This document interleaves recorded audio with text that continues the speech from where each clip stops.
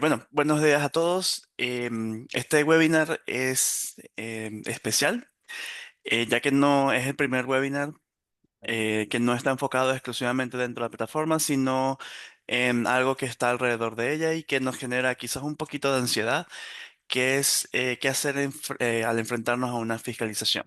¿Ya? Tenemos a nuestro abogado experto laboral, Rubén Soto, que junto con él, preparamos esta presentación para responder todas sus dudas. eh, para responder todas sus dudas con respecto a lo que es este proceso. ¿Ya? ¿A qué se refieren con fiscalización? ¿Qué puedo esperar desde de la dirección del trabajo? ¿Qué implica que quizás falle en algún punto de la fiscalización? Le daremos todos los tips necesarios, todas las herramientas para poder no solamente pasar ilesas, por así decirlo, con respecto a las fiscalizaciones, sino también tips de qué hacer en el caso de que presentan algún tipo de multa o fallen en algún punto, especialmente con nuestra plataforma, ya que las fiscalizaciones no solamente engloban lo que es lo que es la situación de asistencia de sus trabajadores, engloban varias cosas más, lo que es el cumplimiento de la ley Karim, por ejemplo, o quizás el cumplimiento de si tienen reglamento interno. ¿Ya?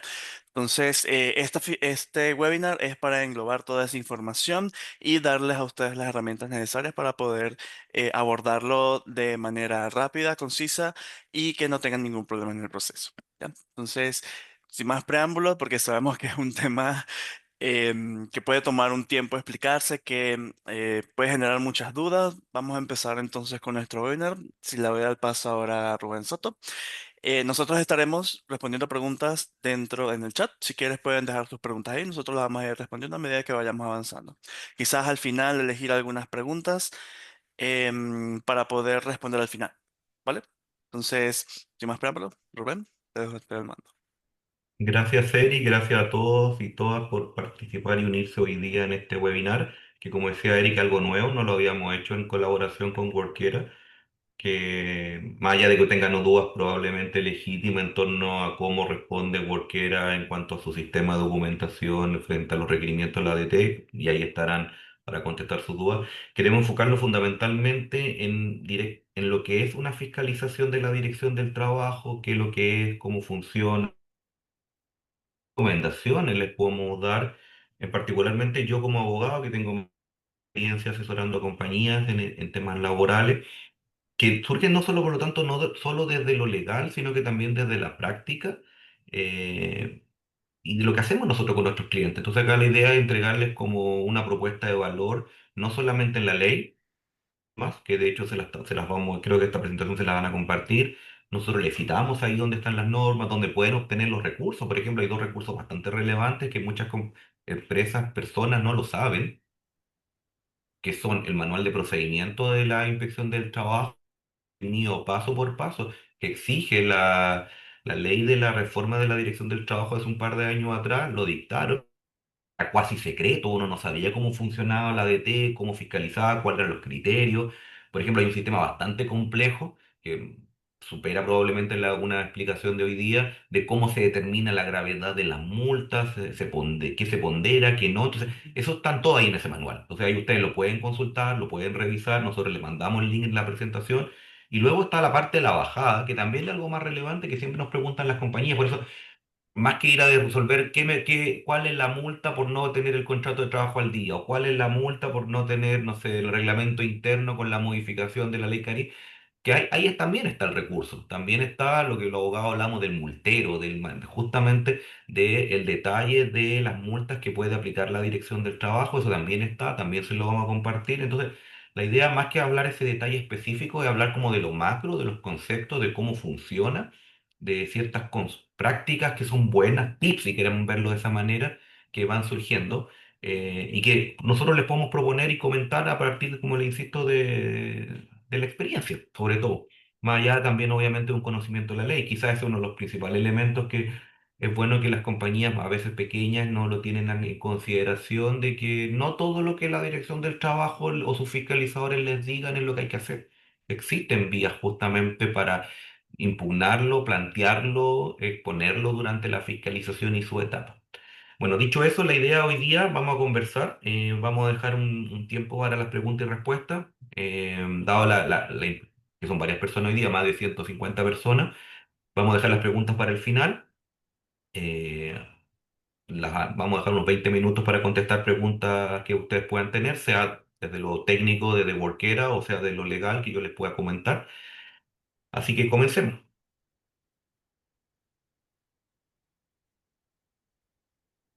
Primero hay que considerar que las fiscalizaciones de la Dirección del Trabajo se entroncan dentro de lo que es la labor quizás prioritaria de la Dirección del Trabajo, que es justamente verificar el cumplimiento de la ley laboral. La Dirección del Trabajo en general tiene como dos grandes focos. Tiene otros, pero sin duda son dos los principales.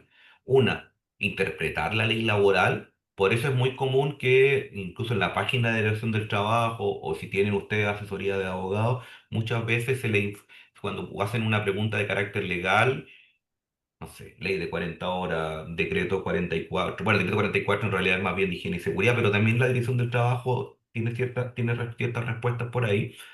Eh, lo hacen a partir de los dictámenes. A partir de los dictámenes, su ordinario, ustedes pueden hacer consultas. Lo primero que lo tengan, que a veces muchas empresas no lo saben. ¿No? Bueno, a lo mejor ustedes sí, pero se pueden hacer consultas. Ustedes pueden recurrir a la inspección del trabajo en forma preventiva. Pues bien, esa es una labor de interpretación, de responder consultas. Eso se demoran, pero lo hacen. Están obligados por ley a hacerlo. Lo pueden hacer personalmente, lo pueden hacer a través de sus abogados, justamente planteando puntos que sean dudosos en la práctica de su compañía, de cómo aplica la ley, por ejemplo. Y sí, pero también está la otra mano de lo que ocurre justamente en lo que es la inspección del trabajo, que probablemente es lo que ustedes más ven, que es la labor fiscalizadora, que es la labor justamente a partir de los funcionarios de la inspección del trabajo que revisan el cumplimiento de la ley laboral y de lo que es una anomalía dentro de nuestro sistema punitivo administrativo. Además, aplican la sanción. Por ejemplo, ustedes ven en otro tipo de institución, en otras materias, no hay, no sé, estoy pensando, por ejemplo, en el aspecto comercial, el Servicio Nacional del Consumidor. El, el CERNAC determina eventuales fiscalizaciones, hace esa labor interpretativa también, hace proceso de investigación y hace un proceso de sanción, pero no aplica las multas. Eso lo hace un tribunal. En materia laboral no funciona así. En materia laboral tenemos, si lo quieren ver, un juez y parte, que es la propia dirección del trabajo. La propia dirección del trabajo fiscaliza y nos sanciona. Y nos sanciona conforme a su interpretación. Por eso es importante que conozcan que esta labor de fiscalización la vamos a tener siempre. Siempre la dirección del trabajo está fiscalizando. Por eso decimos que aquí se dividen en dos, ordinarias y extraordinarias.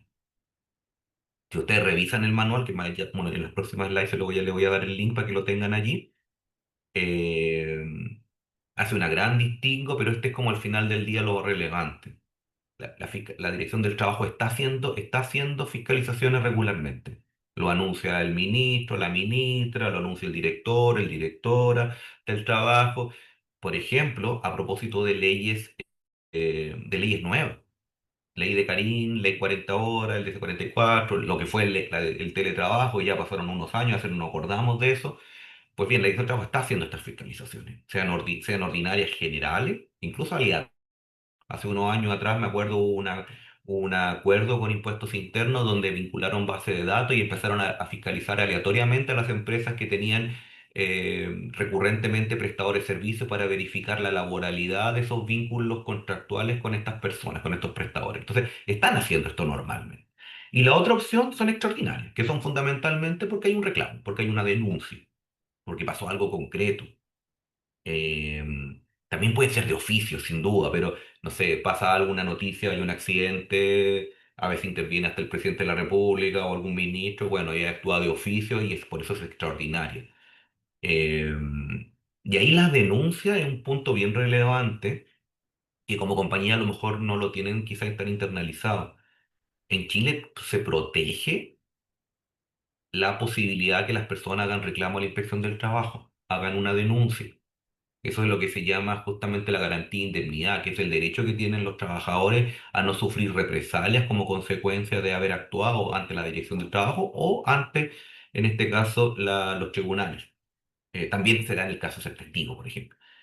Pero fundamentalmente son estas tres hipótesis. Entonces, ¿cuándo se vulnera esta garantía? Precisamente si yo, a partir de un empleado que hace una denuncia, yo tomo una represalia. ¿Y qué es lo que es una represalia? Fundamentalmente algún tipo de actuación que le importa un menoscabo. Una sanción, una amonestación, obviamente un despido, una de mejora en condiciones laborales, salariales o de beneficios, por ejemplo. Entonces, ese tema hay que tener cuidado. Si sabemos que un empleado hizo una denuncia, a veces, muchas veces nos ha ocurrido en nuestra labor que hacen aspavientos. Las personas nos levantan la mano, le dicen a la organización, yo hice un reclamo a la ADT sobre este punto. Bueno, no es que no lo puedan despedir, lo puedan sancionar, pero no lo pueden sancionar por ese hecho. Y aquí hay que tener en cuenta muchas veces las apariencias. Que ustedes pueden, muchas veces personas que están, por ejemplo, en proceso de vinculación, se está haciendo una investigación interna, por ejemplo, utilizan la ley Carim. Y en el contexto de esta investigación dice que lo están acosando. Entonces, cuando se toma la decisión final del despido, dicen de que esto fue como consecuencia de una represalia del reclamo que hicieron ante la inspección del trabajo. ¿Cuál es el consejo? Revisen los casos. No significa que no puedan despedir a esas personas. No existe un fuero por hacer una denuncia. No es que no se les pueda despedir. Es que ese despido puede ser sospechoso. Entonces ahí hay que, si va a ser un despido, no sé, estoy pensando en necesidad de la empresa y van a despedir porque están desmovilizando una faena o una área o lo que sea, o terminó un cliente, parece razonable que en el contexto de todo este grupo de personas, no porque hizo una denuncia no lo voy a despedir, o no voy a cambiarlo puesto de trabajo, por ejemplo. Pero ahí probablemente puede pasar, puede que les reclamen. Pero hay que tener cuidado y verificar. Eh, por ejemplo, hoy día estamos viviendo las fiscalizaciones de la ley Karim, fundamentalmente en el contexto de la investigación, así que ahí es como que se nos sale un poco de lo que es el contexto de una fiscalización propiamente tal y pasamos a un procedimiento específico en una ley concreta. Así que hoy día no vamos a abordar ese punto. Pero, por ejemplo, la ley de 40 horas que está en proceso todavía de verificación, este otro año viene una segunda aplicación, la disminución en este caso a 42 horas. El DS-44, que para los que no estén familiarizados, modifica todo el sistema de gestión de riesgos laborales en las compañías. Ahí probablemente sus departamentos o sus áreas o sus prevencionistas de higiene y seguridad están en eso. Salieron muy tarde las guías técnicas. Ahí la dirección del trabajo ha sido un poquito más cauta y le ha pasado este tema más bien a la Seremi de fiscalizar. Están ayudando las mutuales, la ASH, la mutual, el IST. Así que no están aplicando tantas multas y les pueden aplicar formalmente si no hemos hecho la adecuación a la ley de 40 horas, ley de teletrabajo, por ejemplo, que a veces se olvidan las personas, lo hablamos en los que han estado en anteriores webinars, que hay una duda normal que todavía se cree en Chile que muchas veces el teletrabajo es sinónimo de no tener jornada. Pues bien, ya lo habíamos abordado en las anteriores charlas, de que no es así. Es más, la ley se modificó específicamente sobre ese punto y puede haber, por ejemplo, jornada de trabajo en un contexto de teletrabajo y bueno, la DT a veces justamente ve ese punto que va vinculado a veces con el artículo 22. Entonces ahí hay que tener esos resguardos, saber cómo aplican las leyes y qué es lo que puede estar pasando. Y claramente uno le tiene que poner, y ahí va a ser el primer tip que les voy a entregar, lean el momento, vean el mercado, qué es lo que se está discutiendo hoy día, qué es lo que está pasando, donde son probablemente las áreas que pueden haber algún tipo de fiscalización, sea por reclamos, no sé, sea o en forma aleatoria. Hoy día estamos todos hablando de entre ley Carín, ley de 40 horas, el DS-44, la verdad casi nadie lo está considerando, pero están ahí, esos son los puntos, hay muchos otros. Vamos a ver más adelante qué es lo que revisa la inspección del trabajo normalmente, pero estos son como los que están ahí, en la boca de las personas en el día a día, entonces son materias que puedan surgir, que a ustedes deberían tener en consideración, vamos a ver más adelante como tips que les podamos entregar, es tener esas auditorías. No tienen que contratar una empresa, háganlo ustedes pues, con sus asesores legales, con su departamento de recursos humanos, chequeando que efectivamente estén al día en el cumplimiento de las leyes en general y particularmente las que puedan ser más relevantes. Bueno, aquí más o menos nosotros les planteamos, esto es un proceso. Y esto es lo primero que fue una buena, un elemento relevante que vino a entregar la dirección del trabajo como consecuencia de la modificación la misma dirección del trabajo, esta ley de modernización. Esto existe un sistema.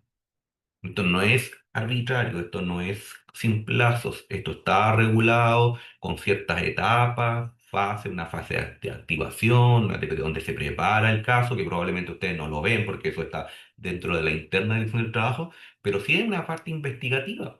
Ahí hay etapas, hay tiempos, ustedes los tienen que notificar, vamos a ver en detalle algunas cosas, cómo los pueden notificar. Primer tip, o segundo tip, ya creo que vamos, las notificaciones.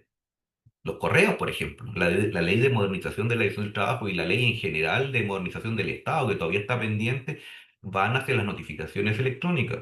Entonces, nos ha tocado como compañía muchas veces que los correos, les llegan correos, no sé, cambió el gerente de recursos humanos, el jefe de recursos humanos, y la persona ya tiene otro correo y la empresa no vio ese correo, que le llegó un requerimiento de entrega de información, de documentación.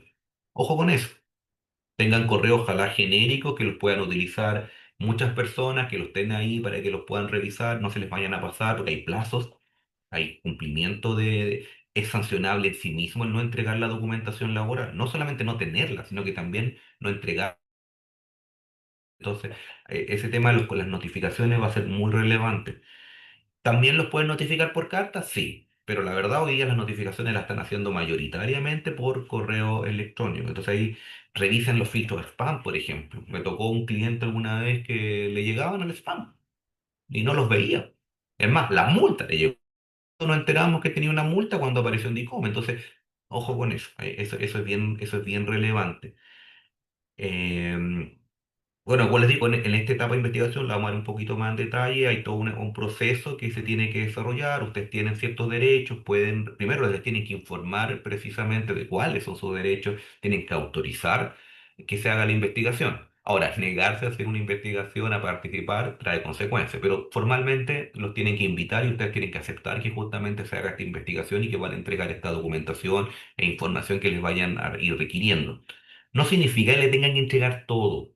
Me pasó alguna vez que la Dirección del Trabajo pidió información que estaba sujeta a temas secretos comerciales de la compañía o temas que no tenían nada que ver con la labor habitual de la empresa. Entonces ahí, ojo también, ahí si no cuentan con abogados, revisen, vean qué cosas efectivamente les pueden pedir, qué otras cosas. Vamos a ver a continuación qué cosas sí, qué cosas están dentro del ámbito de revisión de la Dirección del Trabajo. Es muy habitual que la Dirección del Trabajo, y se lo digo desde ya, pretende extenderse sus facultades legales. De hecho, ahí está lleno, no sé si lleno, pero hay muchos recursos hoy día en los mismos tribunales reclamando justamente a veces las formas, más que los fondos de las sanciones. Acabamos, por ejemplo, como oficina de ver un caso en que la inspección del trabajo determinó que una persona que estaba contratada honorario era empleado, pese a que tenía contrato de prestación de servicios, tenía boletas, era una labor puntual y específica y literalmente el fiscalizador de la Dirección del Trabajo le dijo a la compañía que si no le hacía un contrato de trabajo los iba a multar. Bueno, nos multó. Y como la persona además estaba embarazada, una multa de casi. No aplicaron todas las multas, además que vamos a ver a continuación que las multas luego se suman. Fue una multa carísima. Buenamente un juzgado del trabajo determinó de que el fiscal se excedió a sus facultades, que esta discusión se tiene que dar en el tribunal de una demanda donde la persona reclame que era empleada y no que funcione que el propio inspector. Eso está en la corte, vamos a ver cómo se resuelve, pero en general los jueces, cuando uno reclama este tipo de materia, este tipo de abuso, responden, así que también es una labor. Y bueno, luego viene la fase conclusiva, que finalmente a ustedes les tienen que informar. Ustedes tienen derecho a que se les informe justamente de los resultados de la investigación. A veces pasa que la empresa no sabe cómo terminó. Y a veces es bueno que uno sepa, porque justamente luego se puede enfrentar a los empleados, no enfrentar, pero les puede explicar a los empleados que frente a su reclamo, la inspección encontró que efectivamente no había mérito de investigación, de sanción, de que efectivamente estábamos cumpliendo la ley laboral. Entonces ahí ustedes tienen ese derecho de que ustedes pueden saber. Es más, les tienen que avisar, como que terminó el proceso, que no hubo sanciones. O si las hubo, viene la cuarta etapa, la etapa justamente de notificarle y de ejercer los recursos. La propia DT, y eso lo hacen ya en general porque está dentro de la ley, les informa los recursos que hay, que los vamos a ver a continuación, que son fundamentalmente administrativos y judiciales. Pero esto es como en grandes rasgos, le insisto, este proceso de fiscalización. Bueno, ¿qué revisa la ADT? Este es un ejemplo. La ADT puede revisar toda la documentación laboral que tengan los empleados, que tengan, estos son los cuales ustedes como compañía tienen que más o menos los contratos, eso es como bastante obvio, los contratos, anexos, registro de asistencia, ojo con ese tema, los reglamentos internos, la actualización, tener el reglamento interno y además tenerlo actualizado. Nuestro legislador ha sido pródigo de crear normas laborales que van modificando ciertas materias que tienen que estar consideradas en los reglamentos internos. Entonces, el tener, por ejemplo, el reglamento interno se lo me quiero hacer, me voy a hacer me voy a tener unos minutos en este punto, porque de algo que a veces surge la duda. El reglamento interno, primero tengo que tener un reglamento interno, y tener un reglamento interno supone un proceso que no solo se dicta, más allá de que ustedes usen el reglamento que les proporcione la mutual, o hay varios circulando por internet, o el que les prepara el prevencionista de riesgo, o el derechamente en materia de recursos humanos, sus abogados, por ejemplo. Bueno, si tienen abogados, supongo que les informarán. Pero no es solamente eso. Primero yo le tengo que comunicar, tengo que informar. Y eso revisa la DT. Que yo le informé efectivamente a las personas, tienen un plazo, que lo cual el reglamento todavía no aplica. Y luego que aplica, que a lo mejor ustedes lo saben, pero se los comento porque este tipo de cosas multan, no tengo que informar a la DT e informar a la Ceremi y a las mutuales de que tengo este reglamento o lo modifiqué. El proceso es el mismo en caso de modificación. Y por última etapa, yo tengo que acreditar que le informé al trabajador del reglamento. Si está vigente el reglamento a la época de la contratación, les bastará el contrato de trabajo. Si dice que efectivamente en esa oportunidad se le entrega el reglamento interno a la persona. Si no es así y es un reglamento que se modifica o que se crea con posterioridad, van a tener que tener un documento. Lo ideal es que sea un anexo, pero podría ser, por ejemplo, una revisión a través de correo electrónico en que al correo electrónico, recuerden, personal, eso es lo que dice la DDR, hay que mantener, entregar ese tipo de informaciones y ahí justamente ustedes pueden dar cuenta de que se entregó esta materia. Pero ese, ojo, que ese tema los multan bastante. Los contratos, los anexos. Aquí también surgen hartas dudas, que de repente ahí cualquiera les puede explicar un poquito más. ¿Se pueden hacer documentos electrónicos? Sí, se puede, no hay inconveniente. Pero ustedes cuando los van a fiscalizar tienen que presentar documentación original. No es lo mismo un documento que fue escaneado a un documento que fue firmado electrónicamente.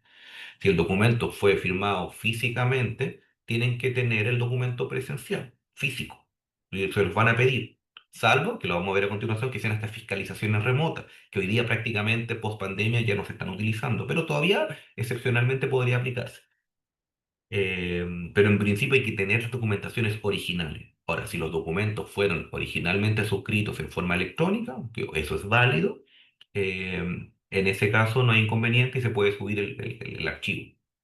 Entonces no hay inconveniente. Y ahí sí se puede imprimir, porque yo doy cuenta de que el documento en sí mismo es electrónico. Entonces no hay un documento, esto no es una copia. Eso también de repente es multa por entregar copia y no entregar documento original. Lo mismo, libro de remuneraciones, liquidación de remuneraciones. Recuerden la liquidación de las remuneraciones. Las remuneraciones eh, tienen dos partes. Tienen una parte que es la normal, la que probablemente todos conocen, y las remuneraciones también tienen que tener un anexo, si es que aplica, y si tienen remuneraciones variables o también multan por no tener el anexo, por no tenerlo a mano, por no haber. Ahora, el anexo debería indicar cómo se determinaron estipendios variables, cómo se llegó a ese cálculo. Si tienen algún incentivo por venta, alguna comisión, pues bien, debería haber un anexo a esta liquidación que lo explique. Esto en general las compañías no lo hacen. O a veces están en plataformas, en sitios web, por lo menos que tenerlo. Lo ideal, y la ley dice que deberíamos enviárselo a los trabajadores, comunicárselo junto con la liquidación. Si tienen algún repositorio a través de, no sé si cualquiera tiene este sistema o lo tienen a través de su intranet, va a pasar en la medida que el empleado pueda bajarlo, y si existe, probablemente no van a tener sanciones. Pero si no los tienen, ojo con eso, ahí los pueden multar. Otro tema bastante obvio, pero irrelevante, el pago de las cotizaciones. O sea, tienen que tener las cotizaciones. Ese es un tema que además tiene sanciones relevantes cuando hay despidos, por la famosa nulidad del despido, pero las cotizaciones siempre se las van a pedir. Eso como si parte del ABC. Y ahí vienen los cruces de información. Por ejemplo, liquidación de remuneraciones. el empleado reclama que no se le pagó un determinado bono, revisan la liquidación o además revisan las cotizaciones porque no estarían pagadas enteramente. De ahí de repente pueden tener dos sanciones. Obviamente ustedes se pueden defender de que el bono, el variable no se generó. Y si tienen, por ejemplo, el anexo, y van a poder acreditar de inmediato de que no hay derecho a cobrarlo porque sencillamente matemáticamente o no se generó, está mal, o el empleado tiene está equivocado en sus cálculos, por ejemplo. Vacaciones, licencias. Este tema también lo he visto varias veces. Ustedes tienen que tener los comprobantes de las vacaciones. A ver, en temas documentales y en temas de fondo, tienen que tener los comprobantes. Tiene que haber un documento, el sistema les tiene que generar que también pasa, supongo, me imagino que cualquiera lo cumple, que si van a controlar vacaciones a través del sistema de documentación electrónica, que esto conste, ustedes puedan que ustedes puedan exhibir a la DT donde conste que el empleado sabe cuántas vacaciones tiene, cuántas vacaciones se ha tomado, y eso tiene que estar ahí. Y lo otro que se fiscaliza obviamente es el fondo, que se tomen las vacaciones. Esto también es un tema bastante común. Las personas no, a veces no se toman las vacaciones. Dejan pasar más de los periodos permitidos por la ley. Recuerden, lo que más se pueden acumular sin que haya multa son 2 años de vacaciones. Al tercer año, si yo tengo un empleado sin vacaciones, me van a multar. Me van a multar. Así funciona. Entonces ahí ustedes como empresa lo que deberían hacer es ir revisando que los empleados se tomen sus vacaciones. El fraccionamiento también es el tema que lo revisan. Las vacaciones no se pueden fraccionar, a lo menos se tienen que tomar 10 días continuos en el año. Pues bien, revísenlo, fiscalicen de que los empleados se tomen las vacaciones. Le adelanto, y seguramente este tema surge en general en las consultas. ¿Qué pasa si el empleado no se quiere tomar las vacaciones? Bueno, no los podemos obligar, sin duda, pero tenemos que dejarles constancia. Tenemos que instruir al empleado, recordarles que se deben tomar las vacaciones, que tiene derecho a pedirlas, que haga las coordinaciones respectivas, inclusive de repente una buena alternativa es dejar las constancias en la DT, dejar constancia de que yo le estoy pidiendo formalmente a un empleado que se tome vacaciones y no quiere hacerlo, porque el día de mañana en principio los responsables van a ser ustedes. Si luego reúnen esta información y dicen, "Oye, le insistí hasta el cansancio y este empleado no se quiere tomar las vacaciones", bueno, ahí quizás podrían lograr un criterio bastante más amigable del funcionario de la ADT sobre este punto. Pero si no, los van a multar. Y con esto cierro porque si no, no vamos a alcanzar a ver todos los temas que quiero ver hoy día. Pero las vacaciones, recuerden, tienen un elemento no solamente administrativo, no solamente cumplimiento de ley. Todas las empresas tienen una obligación esencial, que es proteger la vida, la salud de los empleados. Y a propósito del S44, por ejemplo, el tema del cansancio, el burnout o cualquier enfermedades profesionales se pueden generar por cansancio y justamente por no tomarse las vacaciones. Entonces, ahí tienen que tener un papel activo. Vamos a ir un poquito más rápido porque me estoy demorando más de lo que pensaba en esta primera etapa y ustedes pueden hacer preguntas. ¿Qué tenemos? Sistema de fiscalización, fundamentalmente hoy día es presencial. Las fiscalizaciones remotas prácticamente se han terminado en la práctica. Se usaron hasta hace un año o dos, un año atrás más o menos, eran bastante habituales. Post pandemia eran muy habituales, pero hoy día estamos volviendo a la presencialidad. A ver, todavía van a ser presenciales. Y estas mixtas o eventualmente también podrían darse. De repente el inspector les permite justamente, luego de la primera fiscalización, de la primera revisión, mandárseles por correo electrónico, por ejemplo. Entonces, hay de repente estas mixturas que se vayan a ir generando. Como les decía, aquí lo que es importante, y aquí ya vamos a entrar derechamente en recomendaciones, primero, sepan la ley, sepan qué es lo que pueden exigir, qué es lo que no pueden exigir, qué es lo que tienen derecho, qué es lo que tienen obligación. Esto es súper relevante. Ser informados, saber por qué los están investigando. Eso ustedes tienen derecho. Tienen derecho a presentar descargos. A veces ni siquiera les dan la oportunidad. También se han votado multas por esto luego en los tribunales. El inspector del trabajo, a partir de una denuncia, conocida o no conocida, las denuncias pueden ser anónimas también, tiene toda una teoría de por qué la empresa está cumpliendo, no está cumpliendo la ley. Ustedes pueden presentar una teoría alternativa. Es más, deberían hacerlo.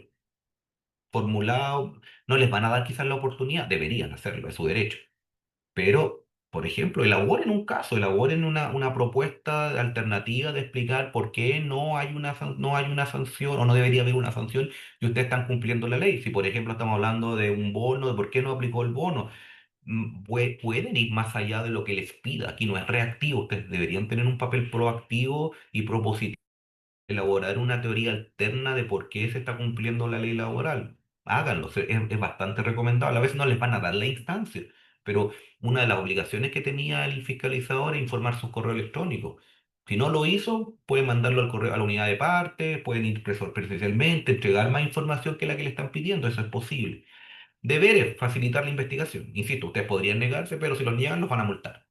Eso es así. Ahora, vamos a ver más adelante. Puede que incluso sea más conveniente negarse. Y ustedes tendrán que analizarlo y también con su unidad de compliance si tiene, si no hay una contravención corporativa. Pero teóricamente, si ustedes ven al final del día, ven las multas, podría ser, y eso hay que evaluarlo, que es más barato, entre comillas, no asistir a la fiscalización que asistir que si no tengo toda mi documentación laboral al día. Ojo con eso, ahí hay que revisarlo. No lo estoy instando a que no vayan a la inspección. Al revés, deben ir, deben tener su documentación laboral, pero evalúenlo. Los plazos, no es lo mismo. A mí también me pasó una vez un cliente que me decía, yo entregué toda la información, sí, pero le dieron un plazo y la entregó en otro plazo. Normalmente sí, hay ciertos márgenes de tolerancia, pero los plazos uno los puede pedir ampliación, pero la ampliación tiene que ser antes de que termine el plazo. Si el inspector le dice, me tiene que entregar esta información hoy día, y ustedes no alcanzaron, porque a lo mejor la información, la recolección de información es mucho más extensa que un día, ustedes pueden pedirlo, es más, háganlo. Porque si en el peor caso les va a servir después, sea para la rebaja de la multa o bien para que se las dejen sin efecto. Que ustedes le ofrecieron al inspector hacerlo en más plazo y el inspector se los negó. Pero normalmente les conceden ese plazo, sobre todo cuando hay una justificación. Y la igual. Entreguen igual la documentación que le están pidiendo aunque se les pasó el plazo. Los van a multar, pero por lo menos, o podría que no, pero probablemente los puedan multar, pero por lo menos van a tener una causal de atenuante. Bueno, aquí vamos a hablar de un tema que en realidad lo pueden ver de dos puntos de vista muy sencillo. Acá les pusimos el multero, que digamos, que este detalle de cómo este se va actualizando cada cierto tiempo según se vayan estableciendo nuevas leyes. Pero si ustedes hacen clic acá, vamos a ver todo, todas o buena parte de las hipótesis de poder fiscalización y cómo las pueden ir estableciendo multas asociadas. Eh, pero fundamentalmente las infracciones van a ser de tres características que las vamos a ver a continuación. O las infracciones o son leves, o son graves, o son gravísimas. Y los elementos de la calificación de cuándo es una u otra, hay varios. De hecho, en el manual de procedimiento de la inspección del trabajo establece una serie de criterios y ponderan y les dan ciertos factores de determinar. Y va a depender. Va a depender del tamaño de la empresa, el número de trabajadores afectados, la entidad misma de la les pongo, que en general son incumplimientos formales las infracciones leves. Por ejemplo, no tener el contrato escrito en plazo legal, o sea, tener el contrato, pero no lo hicieron dentro del plazo legal. Por ejemplo, son como más bien administrativas, las graves, y así van a ir aumentando. Pero también depende. Una infracción, por ejemplo, podría transformarse en grave cuando es reiterada. Entonces, la reiteración, la reincidencia, son factores que van a significar que una calificación vaya aumentando. Entonces, tengan en consideración esos elementos. Las multas, fundamentalmente, el espectro es súper amplio. Es desde la 1 UTM hasta las 60 UTM, más o menos. Y aquí estos son los rangos. Y a su vez van a ir variando. Van desde... o sea, si ustedes revisan, este que les puse acá, que ahora no lo voy a abrir porque si no nos vamos a salir de la... Pero está funcionando. Yo me fijé antes de la presentación. Ahí van a ver todo el detalle y siempre van a ver las multas divididas en dos factores. Hay un cuadro que es particularmente si la empresa es pequeña, mediana, bueno, micro, pequeña, mediano, grande, y si es leve, si es grave o si es gravísima. Y sobre eso van a determinar la posible infracción, el monto sobre el cual se aplica. Entonces, por ejemplo, este es un tema que se puede pelear luego en la inspección del trabajo, que la infracción no era grave, sino que era solamente leve, o no era gravísima, era grave. Entonces, o ustedes tenían más o menos números, si tienen menos, si tienen más, no reclamen, porque se equivocó el inspector y por lo tanto le aplicó una sanción menor a la que les podía corresponder. Pero, por ejemplo, pasa al revés. Una de las cosas que pide la DT, por ejemplo, es el libro de remuneraciones. Una, para ver si lo tienen, pero dos, también porque les sirve para probar el número de trabajadores que tienen. Y según el número de trabajadores, también se aplica el número de multa, el monto de la multa. Entonces, eso también eso es relevante. Bueno, aquí vamos a avanzar, insisto, un poquito más rápido que alcancemos que ustedes puedan hacer preguntas. Bueno, tenemos las infracciones graves en general, yo le pongo en general, ya se afectan derechos laborales, derechos previsionales de los trabajadores. Por ejemplo, aquí no solamente no tenían la liquidación de remuneraciones, sino que además no las pagaron. Entonces ahí ya la infracción pasa a ser grave. Aquí los rangos, siempre he visto, recuerden, los rangos son muy amplios, o sea, no vamos a ver el detalle, no tiene sentido, pueden revisar este documento que se publica en la página de la DT, que nosotros los abogados le decimos multero. Ahí pueden ver los números, los detalles, lo específico, qué hipótesis se aplica, qué no. Eso es como lo que ustedes deberían chequear siempre, porque a veces se equivocan. Se equivocan los funcionarios de la inspección, les digo por algún elemento, y aplican una sanción que no correspondía. Y luego tenemos infracciones gravísimas, que ya estamos hablando justamente en teoría, porque me insisto, hay otro elemento, la reiteración, el tamaño, el número de trabajadores afectados, que podrían determinar que una infracción se pasa a ser gravísima, pero ya estamos hablando en general de temas de derechos fundamentales, está comprometida la salud, la integridad. Recordemos lo que estábamos hablando al inicio de temas de higiene y seguridad. Bueno, aquí justamente hay infracciones de mayor entidad. Pero en general, como ustedes vieron, las multas van a tener ese criterio, que dan de la 1 a la 60, pero no son todas las multas. Eso es importante. Primero, me salgo de este esquema, que son todos los temas de práctica antisindicales. Todas esas materias tienen multas que no las determinan, es una excepción. Los rangos son más amplios, pueden llegar a 300 UTM según el número de empleados. En ese caso, eso las aplica un tribunal, no la Dirección del Trabajo, que es bastante habitual. A veces los sindicatos reclaman, la Inspección del Trabajo actúa como un fiscal, investiga, determina que hay mérito para sancionar y lleva el caso a un tribunal. Y es un tribunal el que va a aplicar en este caso, si es que hay derecho, y ustedes se pueden obviar, pero si es que hay mérito, y ustedes tienen el derecho de controvertir aquello y defenderse, va a aplicarse una sanción. Pero estas mismas multas de las que estábamos hablando, en este rango del 1 al 60, según sea leve, grave o gravísima, según el tamaño de la empresa, el monto, también se pueden duplicar o hasta triplicar cuando hay reincidencia. Entonces ahí ojo con eso. Si ya el inspector vino, a veces nos tocaba en el pasado, que luego que también podíamos reclamar por la vía administrativa, de que teníamos inspectores que iban todas las semanas y nos multaban por la misma situación y la multa iba duplicando, triplicándose. Entonces, ojo con eso. No es tan así, lo de la semana es una exageración, porque los plazos de reclamo son mayores y por lo tanto no debería ir en ese intermedio. Y si lo hace, que fue el caso que nos vivimos, estaba vigente reclamo justamente en torno a la primera fiscalización, por lo inmediata de haber corregido, de haber accedido a lo que me estaba requiriendo la Dirección del Trabajo. Entonces, ahí de nuevo va el tema del conocimiento de la ley es relevante. Hay una sanción que prácticamente la he visto creo que una o dos veces en mi práctica profesional, que es el cierre. En general no lo hacen. O sea, también a veces los amenazan con que lo van a hacer. Tienen las facultades para hacerlo, pero es poco probable que lo hagan. Eh, pero es posible, está dentro de sus atribuciones. Un inspector del trabajo podría llevar inclusive el cierre. ¿Cuándo pasan estas cosas? Cuando estamos hablando de situaciones, por ejemplo, que están expuestas la vida, los trabajadores, la salud. Ahí va de la mano muchas veces de la Seremi, que también tiene su propio sistema de fiscalización, la Seremi Salud. Ahí de repente actúan, que me salgo del ámbito de lo habitual y de los servicios y de las compañías acá, probablemente en zonas urbanas, en faenas extractivas, mineras, por ejemplo, en faenas agrícolas, hay todo un sistema especial. En minería, por ejemplo, ahí interviene el Senecomin también. Entonces, hay varios otros elementos que vayan determinando, pero la propia DT en sí misma tiene esa facultad. Así que para que lo consideren. Ahora sí, para que alcancen a hacer las preguntas. Qué importante, reclamo. Ustedes tienen derecho a reclamar. Ahí esto también es una decisión estratégica. ¿Qué tipo de reclamo voy a hacer? tengo los reclamos administrativos. O sea, le voy a reclamar a la misma ADT, pero en este caso a su superior, a la Dirección Nacional, que más encima luego derivan el antecedente a la Dirección Regional, que una inspección me aplicó una multa. Parece que a veces es difícil darlo vuelta con ese criterio. Ahí donde les aconsejo, las reconsideraciones son más bien cuando uno quiere pelear el monto. O de verdad hay un error de hecho, o sea, como que se equivocó así notoriamente. Si estamos hablando de materias que son más de fondo, por ejemplo, el tema de que un bono se aplicó o no se aplicó, que un empleado tiene o no tiene tiene jornada o no, o está artículo 22 o en fin, alguna otra materia más de fondo, de repente conviene más un...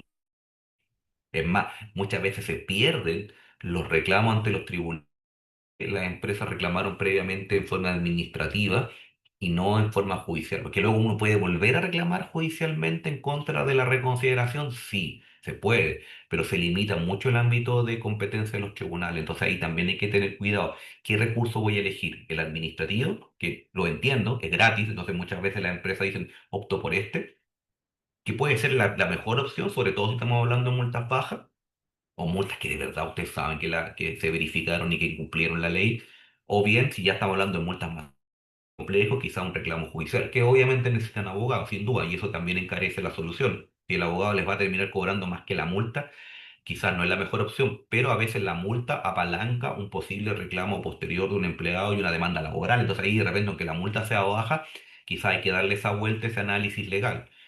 Por ejemplo, estoy pensando que la inspección del trabajo determina que una persona no está sujeta a control, perdón, que está sujeta a control y por lo tanto debería tener jornada de trabajo y ustedes los tenían excluido ilegalmente por aplicación del artículo 22 en su segundo, esa multa, incluso puede que se las perdonen. Hay un sistema que vamos a ver a continuación de que se pueden condonar las multas, sustituirlas por capacitaciones particularmente o por haber dado cumplimiento a la instrucción. Pero eso me puede significar que el día de mañana este empleado me vaya a demandar a un tribunal laboral, por ejemplo, por el no pago de hora extra. O si ya lo despedí porque no me pagó la hora extra, yo no pagué las cotizaciones asociadas, nulidad del despido. Entonces, ahí hay que analizarlo, hay que revisar qué es lo que conviene más. Bueno, práctica, obvio, esto son con cosas bastante obvias. Documentación ordenada, hacer capacitaciones periódicas, revisar. Esto no necesitan abogados. Es recomendable, sin duda, que voy a decir yo que no lo necesitan, pero sí, chequear que están cumpliendo la ley. Eso es como lo más relevante. Comunicación con los trabajadores. A veces, muchas veces, recuerden, las fiscalizaciones se producen por denuncias. Muchas se puede parar mucho antes o no llegar a ese punto. Es un derecho de las personas a reclamar si les informan, tengan claro los canales de denuncias, de reclamos dentro de las organizaciones. De repente puede que sea una mejor alternativa. El empleado no se les puede negar que vaya a reclamar a la DT. Además, prácticamente puede llamar por teléfono, mandar un correo y si inicia un proceso de investigación, de fiscalización, pero de repente tener esa comunicación abierta con los trabajadores es una buena recomendación. Errores, bueno, no registrar los contratos, falta de respaldo en los pagos, ignorar los plazos, que se les pasen los plazos, como les contaba, desconocer la normativa de vigencia. De repente la gente no van. Ahora, no ir de repente puede ser una decisión consciente y conveniente según qué estatus tenga yo mi documentación laboral. Ahí hay que evaluarlo. Revisen justamente con sus asesores legales qué es lo que más les puede convenir. Optar a la sustitución de las multas también se puede hacer. Se puede pedir, sobre todo en las pequeñas empresas, pueden pedir esa alternativa. Ejercer los reclamos. No tienen que aceptar todo lo que la DT les vaya a decir. Ustedes pueden tener y deben tener justamente esa opción de reclamar y de controvertir a la DT. Bueno, tratamos de avanzar, les quedan 15 minutos, así que si tienen duda o consulta, no sé, Eric, ahí tú nos ayudas, por favor. Sí. ¿Sí me escuchan, verdad? Sí. Tenemos bastantes preguntas. Vamos a empezar rápidamente con Fabián Morales. Pregunta que si se puede notificar un despido por correo electrónico en vez de enviar una notificación a domicilio. A ver, este se excede de lo que estamos hablando hoy día, pero le contesto, no, no se puede. No, no se puede. El sistema de notificación de los despidos son fundamentalmente carta certificada dirigida al domicilio indicado en el contrato. Ojo con eso, en el contrato. Ahora, si ustedes saben que se cambió, háganlo a los dos domicilios, por ejemplo, para evítense esos problemas. O a través de la notificación personal. ¿Qué es lo que se puede hacer? Y eso es válido, escanear la carta y mandársela. Eso no hay inconveniente, pero tienen que tener uno y otro. Y la notificación personal supone que el empleado le firmó el documento. hacer una notificación del empleado, yo lo he visto, e incluso grabarla como testimonio a través de de una plataforma, no es forma de notificación. Los van a acusar de despido verbal. Y cuando eso ocurra, aparte de la multa administrativa, esto va a incrementar la contingencia judicial porque el recargo es mayor. Así que no. Esto es muy común en las compañías extranjeras que creen que pueden hacer esos tipos de despidos. Pueden comunicarlo, pueden comunicar efectivamente de que produce que va a haber este despido, pero paralelamente, entre paréntesis, yo lo haría antes, habría mandado la carta. Pero es fundamentalmente ese sistema. Ya entiendo. Gracias, Rubén. Hay ciertas dudas con respecto a las vacaciones. Nos comentan que según la ley, lo que habían leído ellos, los trabajadores no pueden tomarse un mínimo de un día o de 2 días, sino de 10 días. ¿Qué sucedería en el caso de que si el trabajador solicite menos? O cómo funciona lo que es la solicitud de estas vacaciones si va a pedir los 15 días completos. ¿Se tiene que enviar por correo electrónico una notificación o cómo funciona más o menos este proceso? A ver, hay varias preguntas allí. Primero, la regla general es que ustedes le tienen que aceptar las vacaciones a los empleados. ¿Se pueden oponer? Sí, se pueden oponer. Se pueden oponer por varias razones. Primero, por no cumplir los procedimientos internos. Y ahí viene la segunda parte de la pregunta. ¿Ustedes deben normar esto? Interno, ¿cuál es el procedimiento para la toma de vacaciones? ¿A quién se le envía? ¿Con qué antelación? Hay un reglamento del año 39, si no me equivoco. Es del año 30, 1930, hace casi 80, 70 años.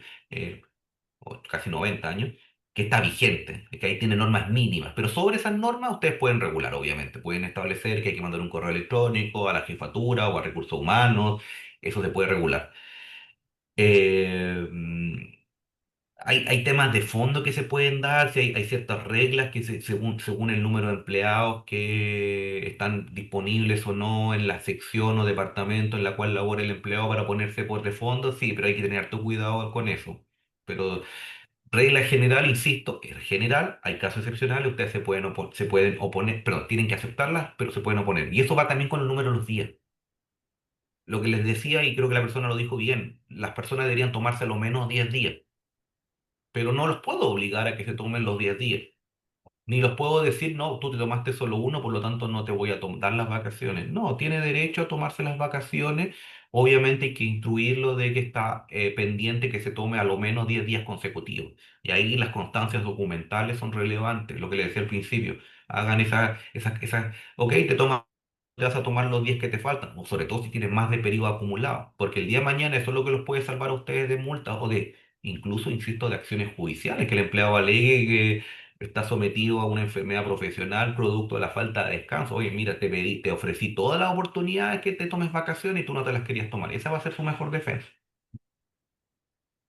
Perfecto. Y siguiendo en ese mismo orden de idea, nos preguntan desde el punto de vista de las escuelas, ya que ellos tienen vacaciones dictadas por ley en un periodo en específico. ¿Cómo sería lo que es la regulación en ese sentido? O si ellos tienen que regularlo de alguna manera, dejarlo por escrito. ¿Qué nos puedes decir al respecto de eso? O bueno, los colegios efectivamente tienen sistemas de vacaciones distintos. Ahí no hay mucho más que cumplir la ley en el periodo correspondiente. Lo más relevante, de nuevo, y esto es documento, este va a ser un tip para todos, no solamente para los colegios. Dejen los respectivos comprobantes, tienen que tener el comprobante. Tienen que indicar en este caso, en los colegios va a ser febrero, pero en las otras empresas va a ser en la época en que se acordaron. Recordemos que las vacaciones son un poquito más complejos. Hay vacaciones que son legales, están el feriado progresivo, que es la persona que tiene más de 10 años cada tres. Creo que no hay nadie en esta sala, pero están las vacaciones en las zonas extremas, que es distinto. Entonces ahí hay que, de nuevo, conocimiento de la ley y dejar los respaldos respectivos. Pero más que nada, reglas generales, ¿sabes? Que cumplan efectivamente. En este caso tienen un sistema especial, que es fundamentalmente el mes de vacaciones de los niños, que es febrero. Ahí que dejen esa documentación respectiva, esas constancias, es lo más importante. Ya, perfecto. Bueno, para terminar con el tema de las vacaciones, había alguien que nos preguntó. Se me perdió la pregunta. Permítame. Bueno, puedo retomarla más adelante. Nos preguntan más que todo qué pasa cuando faltan marcaciones dentro del sistema de control de asistencia, bien sea un sistema digital o o el libro de asistencia. ¿Cuál sería la responsabilidad del empleador o en el caso de los trabajadores con respecto a una fiscalización que tengan a futuro? Mira, es una muy buena pregunta porque salió hace poco un fallo de un tribunal que por fin reconoció algo que es muy relevante. Primero, no es que no sea obligación de la empresa, es la obligación de las empresas proponer y fiscalizar que se esté cumpliendo la normativa laboral, particularmente el registro de asistencia.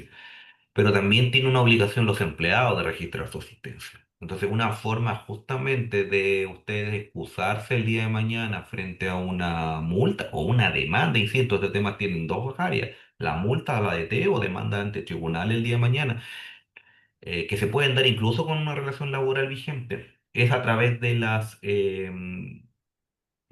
primero, si todos ustedes deberían tenerlo regulado en su reglamento interno, que el sistema a utilizar es Workera, o sea otro, o sea un libro antiguo, me imagino aquí nadie tiene libro, por eso están en Workera, pero si tuvieran libro, tuvieran los control, primero cómo funcionan, eso tiene que estar en su reglamento interno, cómo se hacen efectivamente las marcaciones y las consecuencias de no hacerlo. Esto lo vimos también en anteriores webinars, que pasa una persona más, no marca la hora extra. ¿Se las tengo que pagar? Sí, la respuesta es que las tienen que pagar. Pero ustedes justamente, ahí va a ser un tema bien dudoso y a ustedes deberían sancionar a ese empleado. Por ejemplo, una amonestación por no haber en este caso haber anotado o haber anotado mal.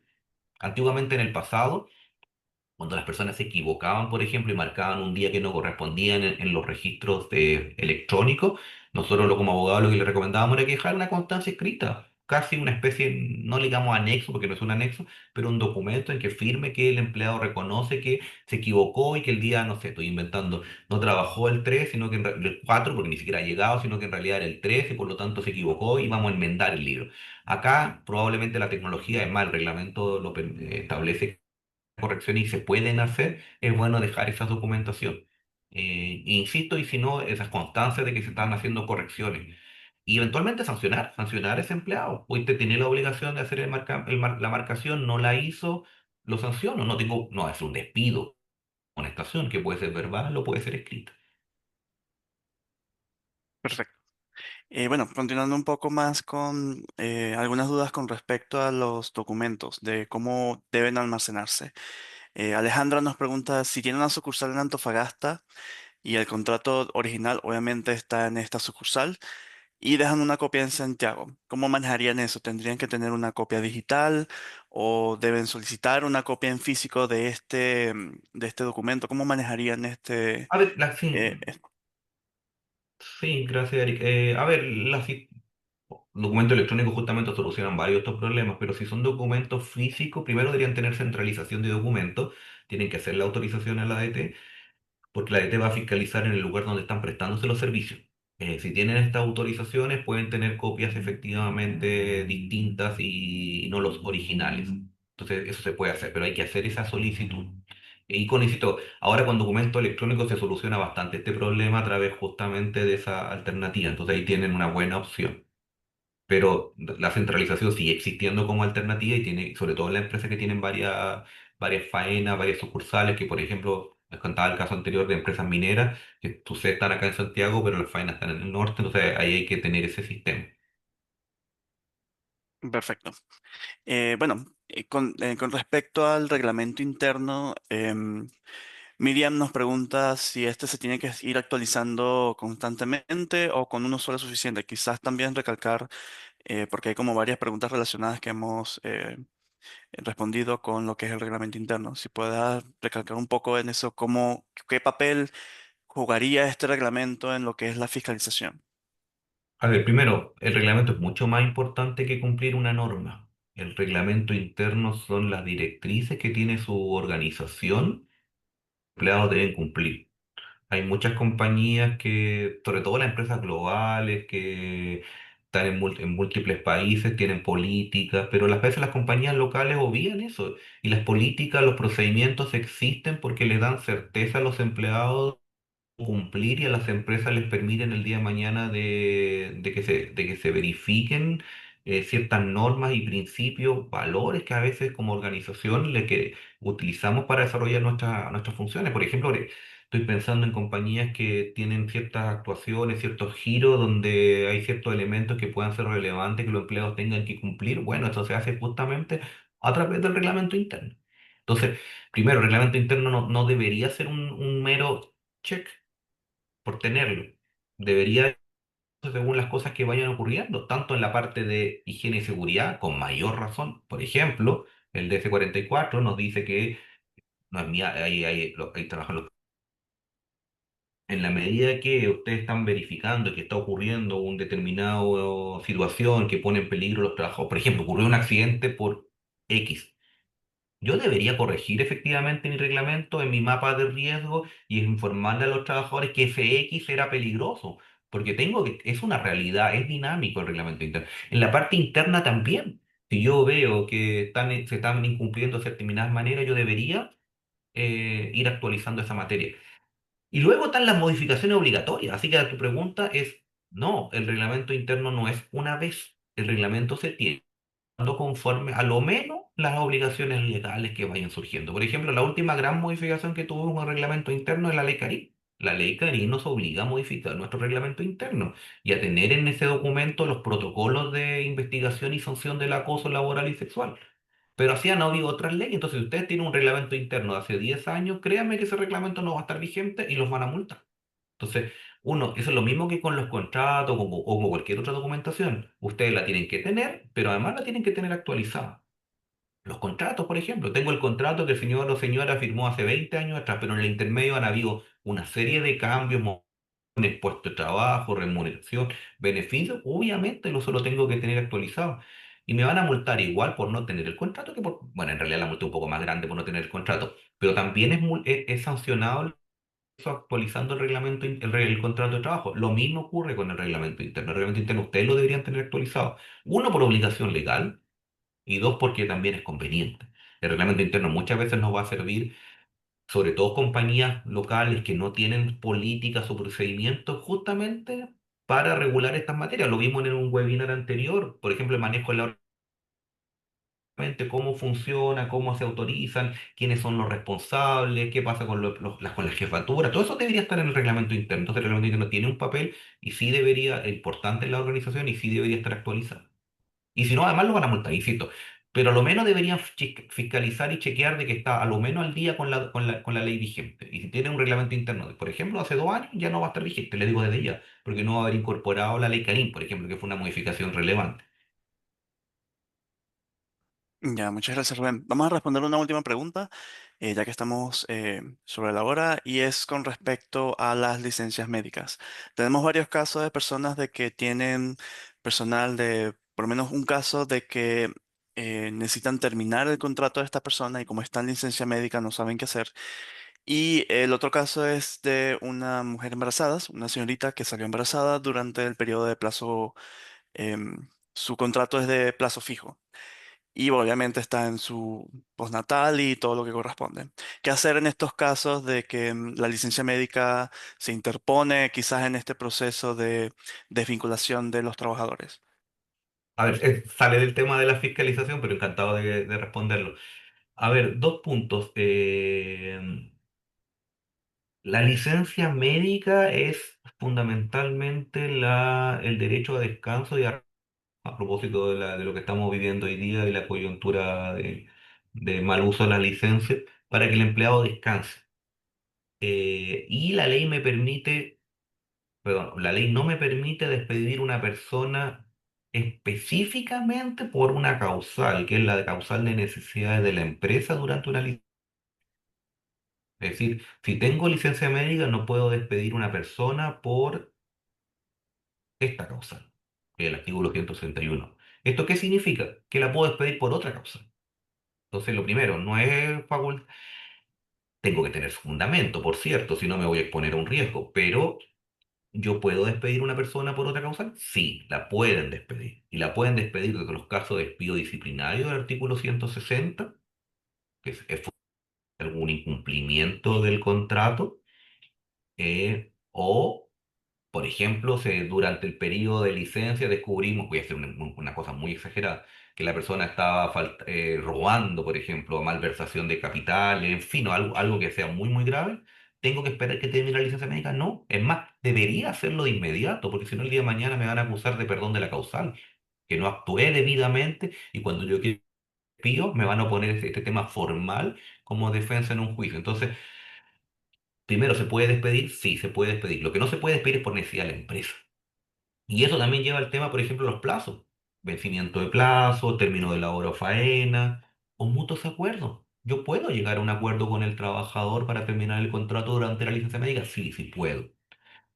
Tiene contingencia y hay que tener cuidado cómo enfrentarlo, porque el trabajador me podría alegar que me están presionando, están incumpliendo mi reposo médico, recordemos al principio cuál era la finalización, pero yo sí, y hay con ciertos manejos, probablemente sus áreas legales y recursos humanos, se puede hacer un acercamiento a un empleado o empleada y llegar a algún tipo de acuerdo a la licencia para terminar un contrato de licencia médica.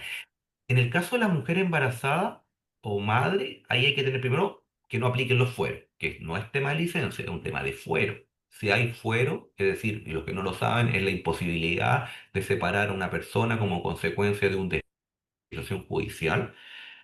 Si hay fuero, la puedo despedir por un caso, por ejemplo, del artículo 160 por incumplimiento, pero no la voy a poder separar de las funciones porque no tengo todavía una autorización judicial. Pero ahí también podría darse un caso de acuerdo. De nuevo, los acuerdos siempre van a pasar. El acuerdo, por definición, recuerda que aquí, acá hay un tema que se llama libertad de trabajo, que está garantizada en la Constitución. Entonces, aun cuando haya fuero, aun cuando haya licencia, en la medida que el consentimiento de esta persona sea libre y espontáneo, ustedes efectivamente pueden llegar a algún tipo de acuerdo con ellos para terminar el contrato. Entonces, respondiendo a la pregunta, se puede despedir por una causal que no sea necesaria de la empresa, o se puede llegar a algún tipo de acuerdo con esa persona para terminar ese contrato de trabajo. Perfecto, Rubén. Y bueno, muchas gracias por responder todas las preguntas de nuestros clientes. Con esto daríamos término a este webinar sobre fiscalización. Espero les haya servido toda la información que les entregó Rubén. Varias cositas que quiero nombrar antes de terminar. Primero, este webinar está siendo grabado. Tanto la presentación como la grabación será enviado en el transcurso del día de hoy o a más tardar mañana en la mañana, dependiendo de cuán ágil se procese el video. Eso por una parte. Lo segundo es que sabemos que tienen dudas con respecto a la certificación de Workera. Quería nombrarlos y ya, bueno, Daniela Thompson, nuestro sugerente de servicios, ha respondido a algunas. Workera sí está certificado por la empresa externa Neosoltec SPA, es una empresa certificadora.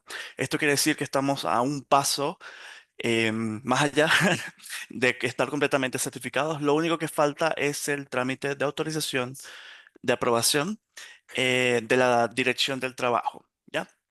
Esto quiere decir que pueden estar tranquilos de que quizás en los próximos, hemos recibido buenas noticias de que en los próximos días, quizás en las próximas 2 semanas ya habrá culminado este proceso y bueno, ya estarían tranquilos de que estarían amparados, están con, bueno, ya están amparados por la Dirección del Trabajo, pero ya tendrían por lo menos el papelito que lo certifica.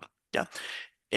Si tienen alguna fiscalización se toca este tema, se pueden comunicar con nosotros. Nosotros tenemos un protocolo en el que le enviamos la información referente y con eso es suficiente para que no tengan ningún tipo de problemas con el fiscalizador, por lo menos con respecto a la plataforma de control de asistencia que están ocupando. ¿Ya? Bueno, ya eso sería lo que quería nombrar. Muchas gracias, Rubén, por acompañarnos en este tema súper interesante que es la fiscalización de nuevamente.